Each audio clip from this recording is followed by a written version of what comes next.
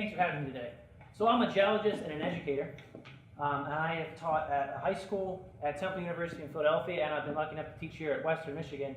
And part of my job as a geology educator is teaching anthropogenic climate change.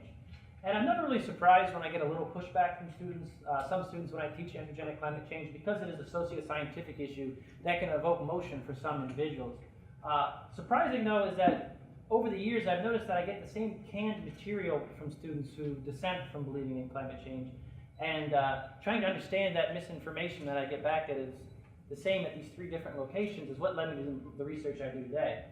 So I want to know what this information is, how it affects people, more importantly, how we can counter it. So the first job of any good scholar is to look to the literature, and I discovered that social scientists actually got to this issue first. They discovered that dissenter information almost always comes from conservative think tanks who produce the information themselves or promote contrarian science who then produce the information.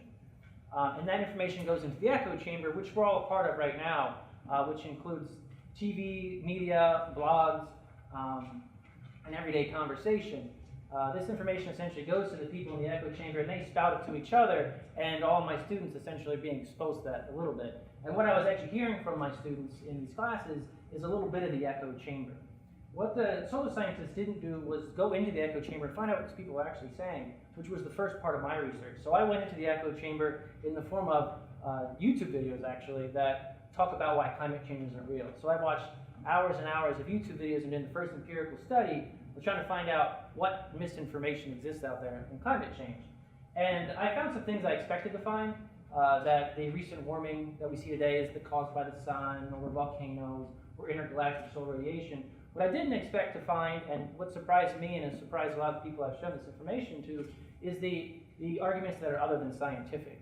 For example, climate change is a scam propagated by big wind and big solar to get us to buy their products instead of oil. Or that climate scientists are in this for the money and they're just trying to get research grants so they can buy their private jets and nice cars.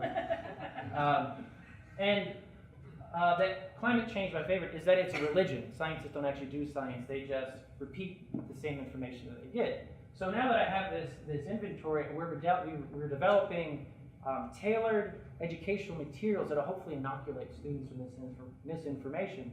And that'll not only inoculate them, but may spread an immunity to other students. And with every student that does not fall for misinformation is one that's not contributing to the echo chamber, and will hopefully through time help soundproof this thing, and we won't have that problem when I teach my classes.